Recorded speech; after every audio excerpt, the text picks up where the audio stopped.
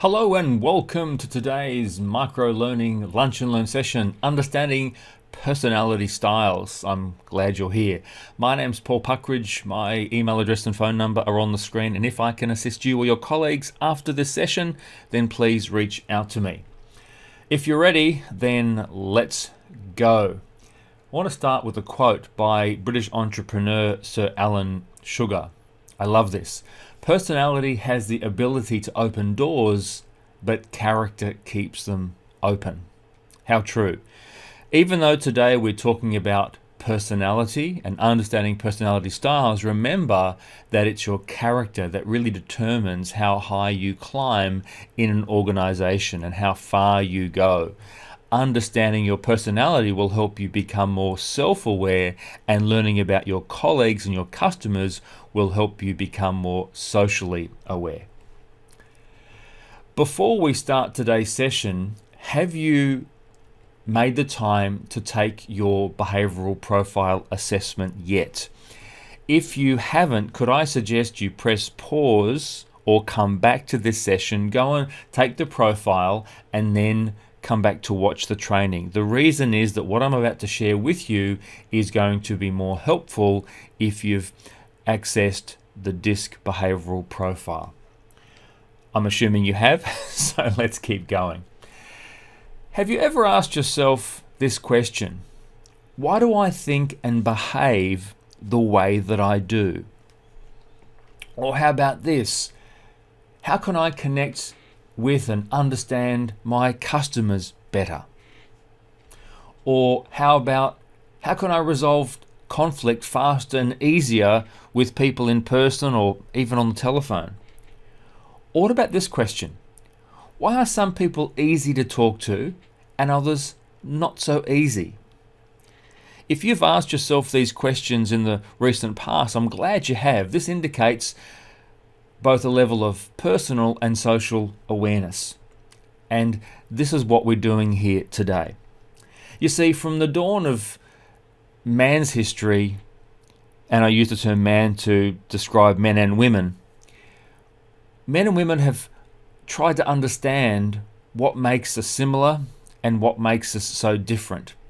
We know that we are from different cultures, different religions, we have different belief systems, different backgrounds.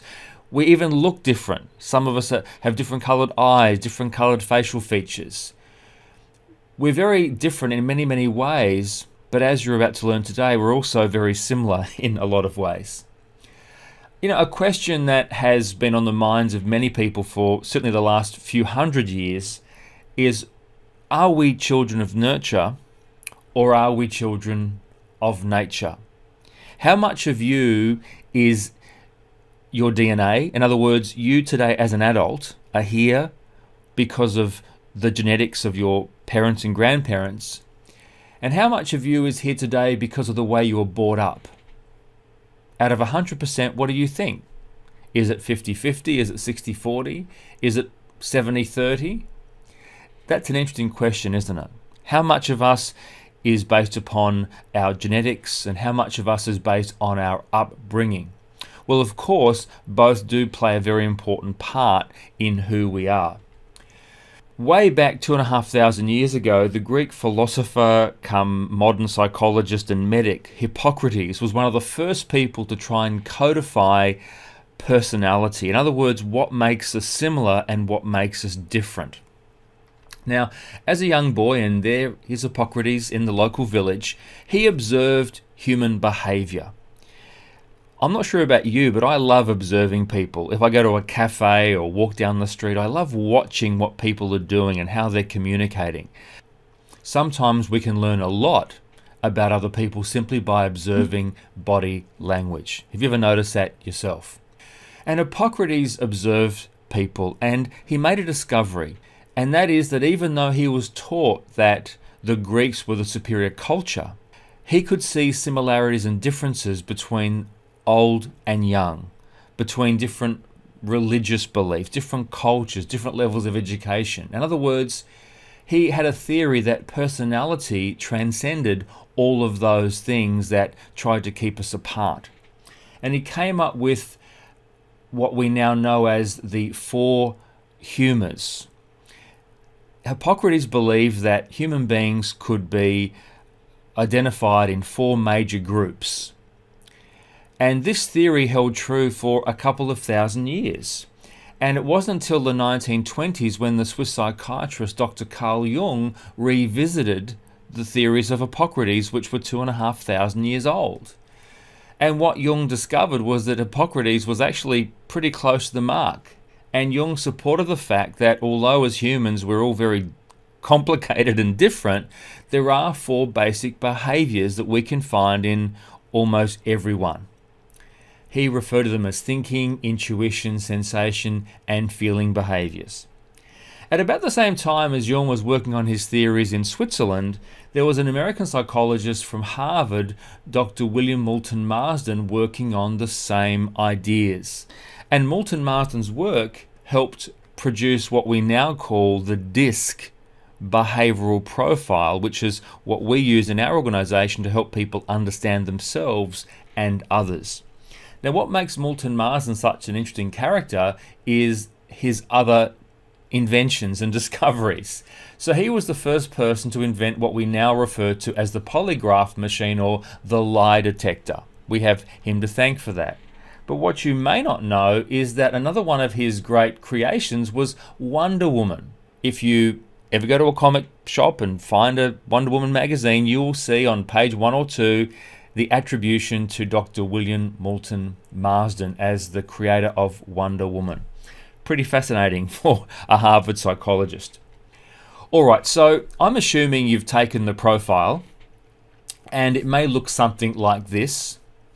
You'll notice we have 4 letters, D, I, S, and C. So what do they stand for? Well, if you've taken the profile, answering the questions honestly, we're about to help you learn a bit about yourself and how other people may be different or similar to you. So in the DISC profile, which we have Moulton Marsden to thank, D stands for dominant, I stands for influence, S stands for steadiness, and C is for compliance or conscientiousness. Well, what do we mean by that? D is how you respond to problems and challenges. And so if you have a high D score in your profile, then you're someone who loves taking on challenges and responding to problems head on. A high I indicates a response to people. You like being around people. You're very much a people person. S represents how you respond to pace and consistency. When you have a high S, you like things to be regulated, to be well paced. You like there to be a consistent approach to things. You don't like things changing too much. And C indicates how you respond to procedures and methods. A high C indicates that you like there to be processes, procedures, methodologies in order for you to achieve anything successfully. Now, if you've taken the profile that we've provided you, the first assessment will be the key 4 columns, D, I, S, and C, and you'll notice that we've grouped each with these colors, the red, yellow, green, and blue. And the highest color there, which in this case is the I on the adapted style, indicates this person would be an I, and the second highest is a C, so an IC, meaning that he or she, their dominant style is influence, and their second dominant is compliance. They have very low red, which is very low D. I would say that this person is probably, having not met him or her, this person would be someone who is very outgoing, very gregarious, very talkative, can think quickly, engages people, is someone who also likes to be quite well organized and to make sure there's a process and a method to getting things done. You'll also notice that on the right-hand side we have another chart. So if you look at the top of the page, the left-hand side says adapted and the right-hand side says natural. So what does that mean? Well, natural is who you are outside of work. It's who you are when you're relaxed. And adapted is who you are in order to do your work properly. So as we're looking at these two comparisons, they're pretty close, aren't they? Even though the natural style is a little bit higher on the S, they're almost identical. So we would say that whoever this person is, they're the same sort of person at home as at work. Although you might find, having done this profile, that you are quite a different person at work as you are at home. And what does that mean? Well, it means that your behavior changes at work in order to get work done. Another assessment in your workbook will be the columns. D is the problem or task, I is the people, S is the pace, and C is the procedure. So in this case, the adaptive style indicates the person has a high I score, meaning that he or she is very open, very talkative, very chatty, very people-focused. I'd imagine this person is either in a marketing, a sales, or a customer service role. If you look at the natural style, that's also quite high as well. But look at the adapted again, and you'll notice there's a little bit of red, a D.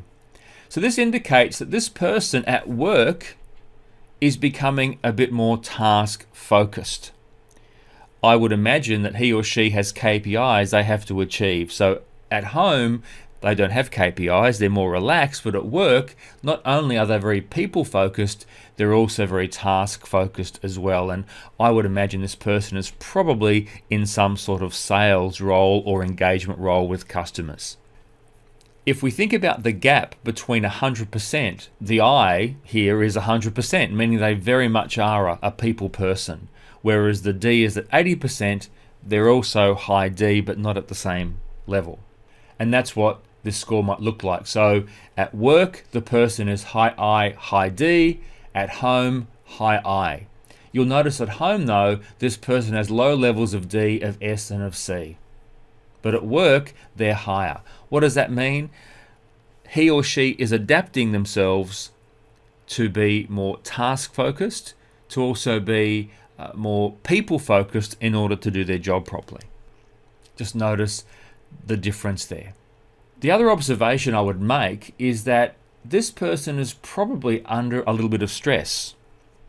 Why? Because at home they're at 40%, but at work they're at 90%, meaning they have to be even more dominant at work in order to achieve their goals.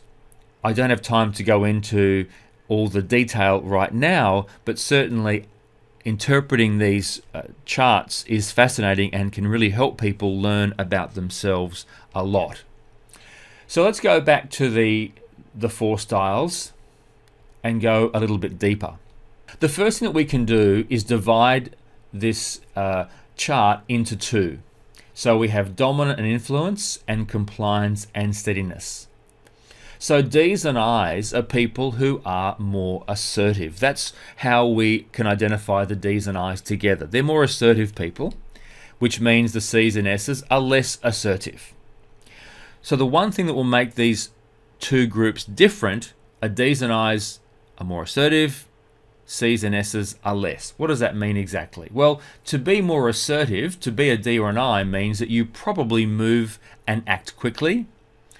You will openly disagree or debate people, and that's not a bad thing. If you disagree, you'll say so. You might talk over people when you're motivated or you're excited.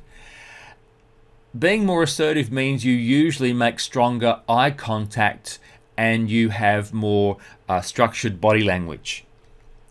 Also, you tend to be more expressive in your facial gestures. For example, if you're happy or upset, it's very easy to tell when you're more assertive. Being less assertive, in other words, the C or the S, means you probably move slower at work. You tend to hold back your comments, even though you might want to say something you're reluctant to. You'll always let others talk first. You'll make indirect eye contact, so you probably don't like staring at people directly. Also, you tend to have less expressive gestures. Now, the other thing we can do is divide the chart top and bottom, C's and D's and S's and I's. If you're a C or a D, if you're dominant or conscientious or compliant, you are task focused. If you're steady or an influencer, then you are people focused. Well, what does that mean? To be a steady or an influencer to be open, you tend to come to work and focus on the people around you. So you very much like being with your colleagues, you like talking to customers, you're very much a people person. You're also concerned with relationships and helping other people. In fact, you probably care more about people than you do to-do lists. Also, a person who is more open is easier to get to know socially. And when you come to work, you will always try and do things to make work a happy place to be. And I'd imagine you'd also like it to be happy for your customers as well. To be guarded or to be task focused means that when you come to work, you're more concerned with getting things done, focusing on tasks, as I just said. Also, you're more concerned about working on a to-do list rather than having wonderful friendships. What's interesting is C's and D's are usually harder people to get to know. In other words, they're not going to open up and tell you about their personal life or all the things they did on the weekend. They're going to be a little bit quieter and more reserved when it comes to personal issues. Also, they will try and make the workplace somewhere where things get done efficiently, and they love to tick things off. They love to feel like they're achieving things or their team is achieving things at work. Let's take a moment and look at these 4 styles in a bit more detail, shall we? Alright, so the strengths of someone who is dominant is they are direct, they're results focused, they're assertive, they're active, they're impatient. They like to change or fix or control things. So being dominant. We often find a lot of these people in the military or wherever there's a need for action to be taken. I's are enthusiastic, sociable, talkative, creative, assertive. They're active people and they like to think fast. We often find these people in sales and marketing, perhaps even in some type of customer service. S's, stable, supportive. We find them empathetic. They love to build relationships. They're cooperative, supportive, agreeable, stable, and friendly. And where we often see these people is they are often nurses, they're psychologists, they're coaches, they work in service support, they are carers, love being around and helping people. By the way, there are more S's in the world than the other 3 styles. And finally, the compliant are accurate, analytical, calm and cool, reserved. They love working within rules. They're quality focused and they're consistent. We often find them as quality control, engineers, scientists, pilots, air traffic control. Wherever there's a need for accuracy and detail, they're there. What about weaknesses? Well, for dominant people, they can be hot-tempered, quick to judge, they can lack empathy, they won't listen, especially when their mind is made up. They must be right, and they can go about their work like they have blinkers on. They're not prepared to hear other people's opinions, especially if they believe theirs is the right opinion. For I's, they can sometimes say careless things to other people. They might make promises that they really can't deliver. They can lack attention to fine detail. They can find it hard to stay focused on one thing at work, and they won't always listen to what other people are saying because they have to talk instead. The weaknesses of an S is they can say yes when they mean no.